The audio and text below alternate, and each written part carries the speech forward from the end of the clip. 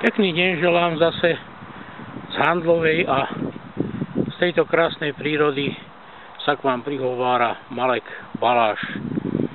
Čo vám zase dneska chcem povedať je vlastne naviazanie na predošlého videa, v ktorom som poukazoval na fakt, že základom demokracie neboli a nie sú rímske mestské štáty, ale že základom demokracie v podstate a v skutočnosti bola Egyptská ríša a v tejto Egyptskej ríši tieto základy vlastne položili Izraeliti, konkrétne teda Jakobov syn Jozef, ktorý tam zaviedol, ako sme si vo videu povedali, vlastne vlastnícke právo vlastniť všetko, vrátane ešte aj života človeka.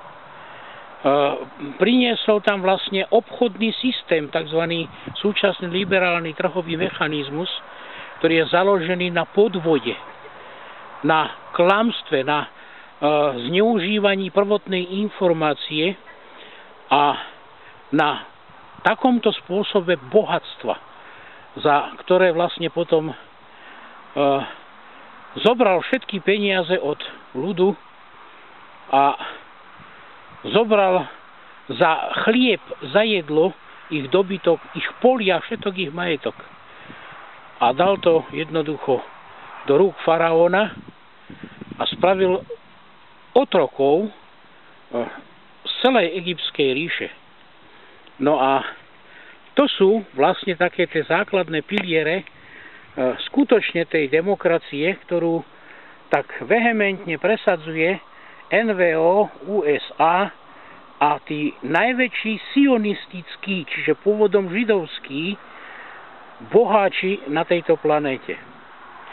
O tom hovorím a o tom vám chcem aj teraz povedať čosi viac, lebo ono to pokračuje a vlastne vytvoril tento izraelský národ neskoršie, keď odišli z Egypta, tak po 400 rokoch po výjdení z Egypta Mojžiš, ktorý vyvádzal teda izraelský ľud, ustanovoval zákony, právne normy, ktoré vlastne boli aj základom budúcich vznikajúcich tzv. Rímskych mestských štátov. Tam proste došlo k tomu názvu Demos Kratias. Ale ten podklad, ako hovorím, bol už dávno, 1000 ročia predtým položený Izraelitmi.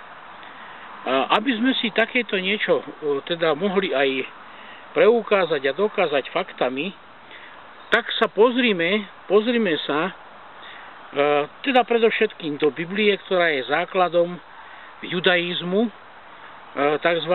Tóra, 5 kníh Mojžišových, kde sa toto najpresnejšie popisuje a k čomu vlastne nevenovala nejak tá intelektuálna spoločnosť žiadnu pozornosť, keď vlastne